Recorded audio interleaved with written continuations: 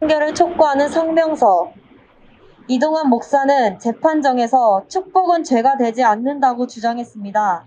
이 말의 의미는 퀴어 축제 축복식이 동성애 지지를 의미하지 않는다. 자신은 축복식을 했을 뿐 동성애를 지지하지 않기에 처벌을 받아서는 안 된다는 주장이었습니다. 그러나 현장에서 축복식은 누가 보아도 동성애를 지지하는 퍼포먼스에 불과했습니다.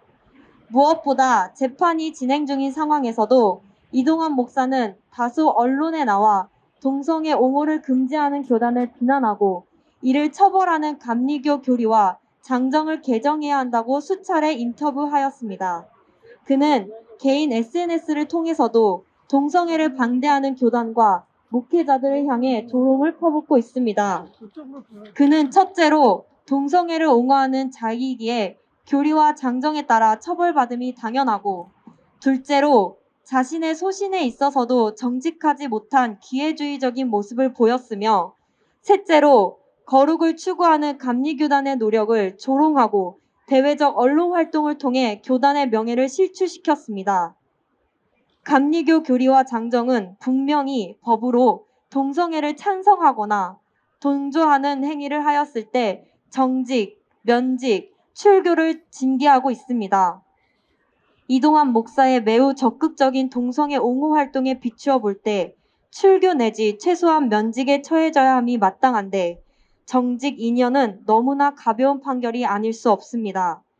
통상적으로 처벌 범위를 볼 때 정직은 비록 잘못은 하였으나 깊이 반성하는 이에게 주어지는 선처이기 때문입니다.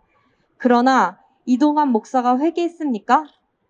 그는 오히려 계속해서 퀴어 축제에 참여하여 축복식을 하겠다고 공언하고 있습니다.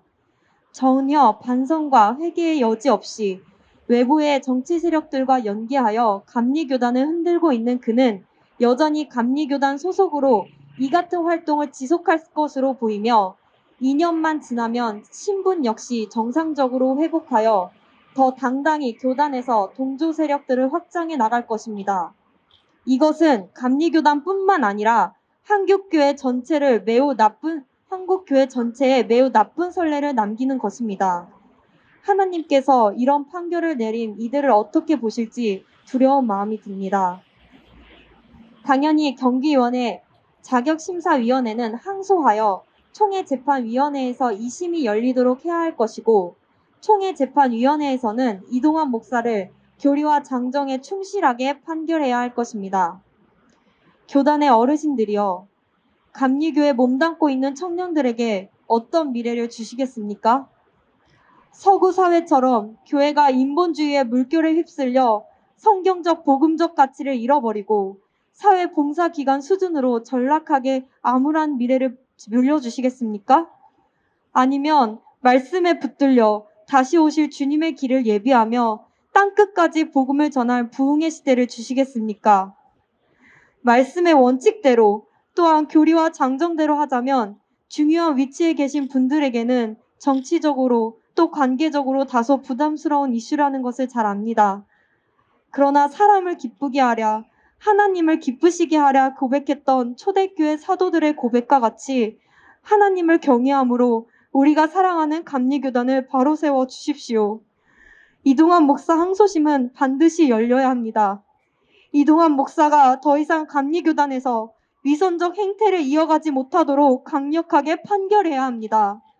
그렇지 않으면 성경과 복음을 사랑하는 다음 세대는 더 이상 감리교단에 머무지 않게 될 것입니다. 하나님께서 감리교단을 버리시지 않으시고 은총을 베풀어 주시기를 기도합니다. 그리고 감리교 청년들에게 좋은 미래를 물려주시기를 간곡히 호소합니다. 2020년 10월 29일 감리교 바로세우기 청년연대.